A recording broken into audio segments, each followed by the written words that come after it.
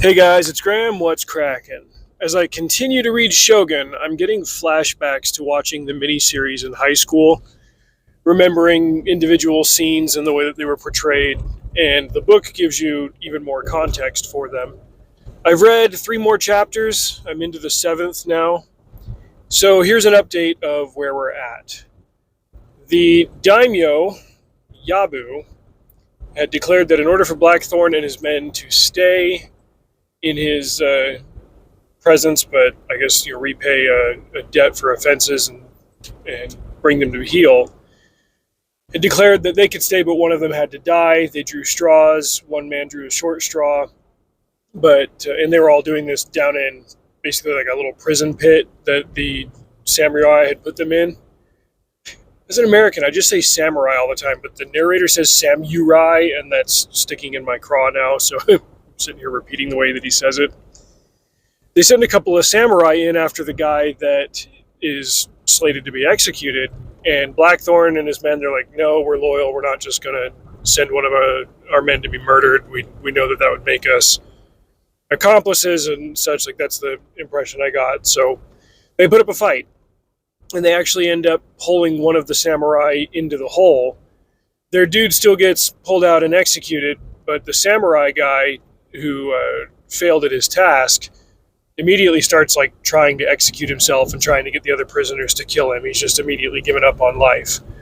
This is to highlight the differences between the East and the West, between Christianity and the code that the samurai operated by. And this scene really plays out to drive that point home. They end up pulling Blackthorne out, and through an intermediary, again, the daimyo says, hey, you've got to promise that you're going to behave and that you're going to be subservient, and otherwise I'm going to keep killing your men. And it's brutal the way that they do it. Like, they boil them alive. It's bad.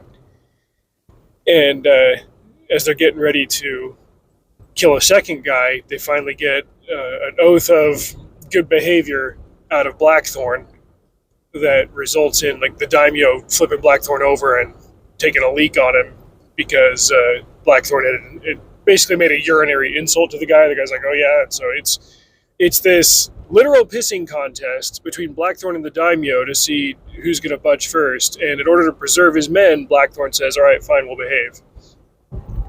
Later, you see a scene from the daimyo's perspective as he's explaining to his men. He goes, these Christian men, they follow the teachings of their God, Yesu, who told them that love is the highest value and love of your fellow man is the highest value, and that makes them easy to manipulate and dominate because all you have to do is then threaten their men and they'll give up out of a sense of preservation. Whereas in Japan, the higher value was honor and courage. Loyalty, understanding where you were in the hierarchy, and if you failed your superiors, then your life was forfeit, and you just had to accept that. This was one of many teachings that the East and the West were trying to square up as Jesuit priests and other missionaries were bringing Christianity to Japan, but Japan wanted to hold on to its own ways, even though at the same time it wanted to enjoy the benefits of trade with the Dutch and the Portuguese and so on. It's a very complex and entangled time, and anytime you crash two otherwise incompatible systems together, there's going to be fallout, there's going to be friction, and that's ultimately what a lot of this story is about. So they settle that. Then there's a scene where like the daimyo goes to, I'm using Western terms here that I assume are the wrong ones. It's like a brothel, it's a whorehouse, but it's not so like dingy and gross as it would be here in the West. There's a more formalized and ritualized process to all this, and it's explained a little in the book. Like, a man can only have one wife, but there's some kind of legal contractual term for, let's just say, concubines that he's able to make use of.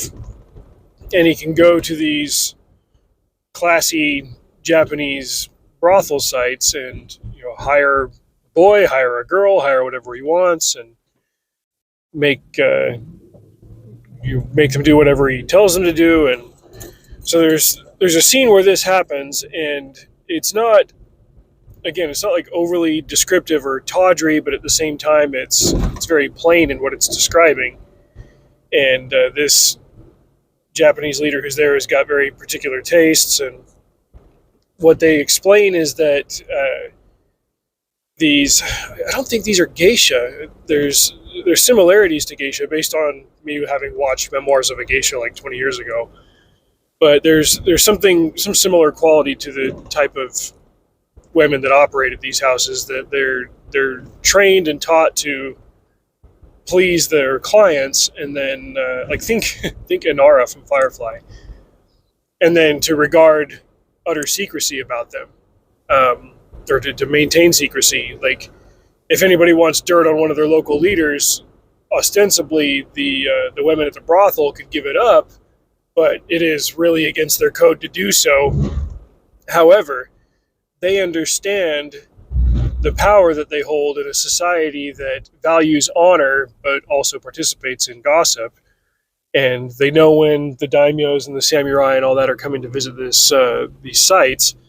And so all they have to do is leave after the fact and like feign that they were hurt, and yes, I had a glorious visit from Daimyo Yabu earlier today, and put a hand on your stomach to indicate that you might be injured. And that can just start a rumor. Like, it's interesting how they maintain and alter and shift power in all of this.